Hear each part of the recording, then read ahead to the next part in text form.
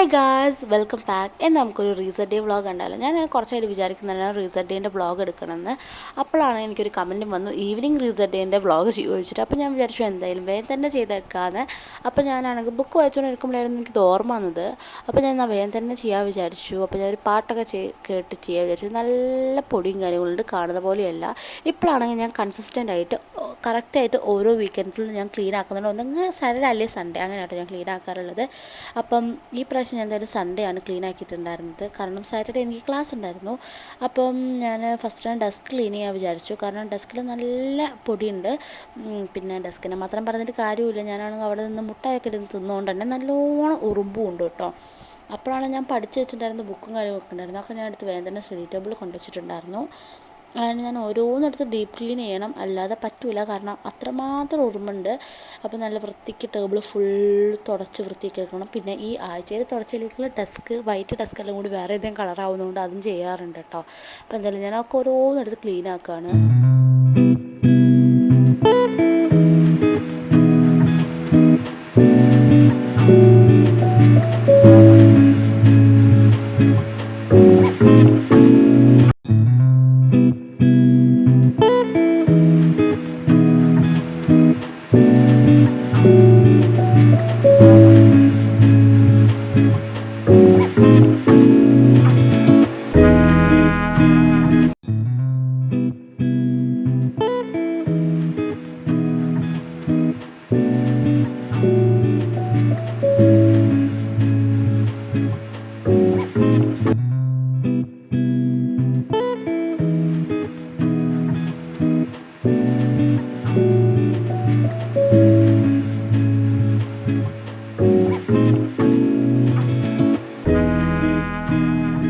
അങ്ങനെ ഒരുവിധമുള്ള പൊടിയൊക്കെ ഞാൻ എടുത്ത് തുടച്ച് മാറ്റി. അങ്ങനെ നമ്മുടെ ഡെസ്ക് ക്ലീൻ ആൻഡ് നീറ്റായിട്ടുണ്ട്.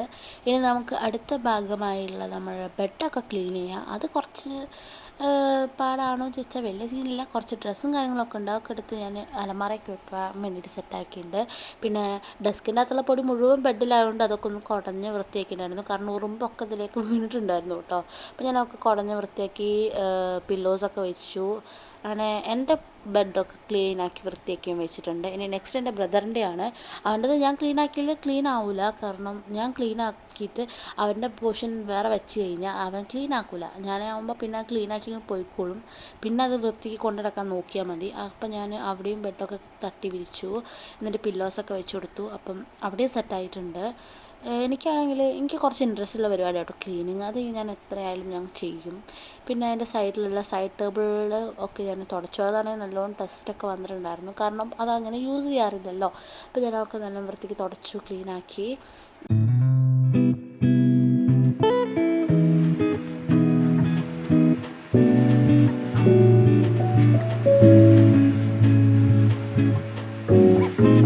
എൻ്റെ വീട്ടിലിരുന്ന ഡ്രസ്സൊക്കെ വെക്കുന്ന ബോക്സിൻ്റെ മുകളിലാണെങ്കിൽ ഇല്ലാത്ത സാധനങ്ങളില്ല.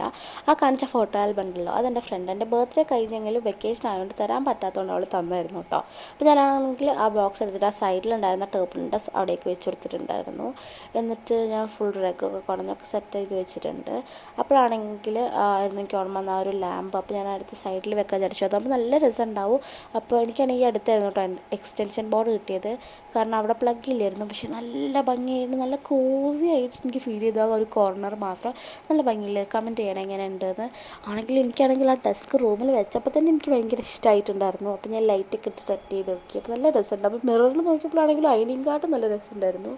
അപ്പോൾ ഞാൻ വിചാരിച്ചു എന്തായാലും വേഗം പോയിട്ട് അടിച്ച് വാരാന്ന്.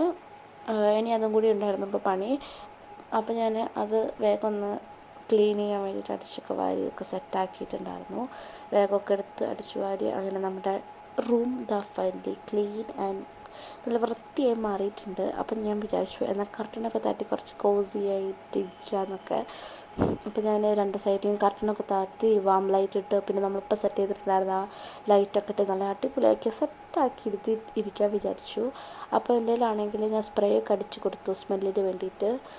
എന്നിട്ട് എൻ്റെ ഒരു ഡയറി മിൽക്ക് ഉണ്ടായിരുന്നു, അത് തിന്നാൻ വിചാരിച്ചൊരു ബുക്കൊക്കെ വായിച്ചിട്ട്. മീൻസ് നമ്മൾ നേരത്തെ വായിച്ച ബുക്കൊക്കെ വായിക്കാൻ വിചാരിച്ചു. അപ്പം ഇന്നത്തെ വ്ളോഗ് നിങ്ങൾക്ക് ഇഷ്ടമായി ഞാൻ വിചാരിക്കുന്നു. ഇഷ്ടമായപ്പോഴും വളരെ ലൈക്ക് സപ്പോർട്ട് ചെയ്യുക. അപ്പം ഇന്നത്തേക്ക് ഇത്രയേ ഉള്ളൂ. അടുത്തൊരു കാണാം. Bye guys.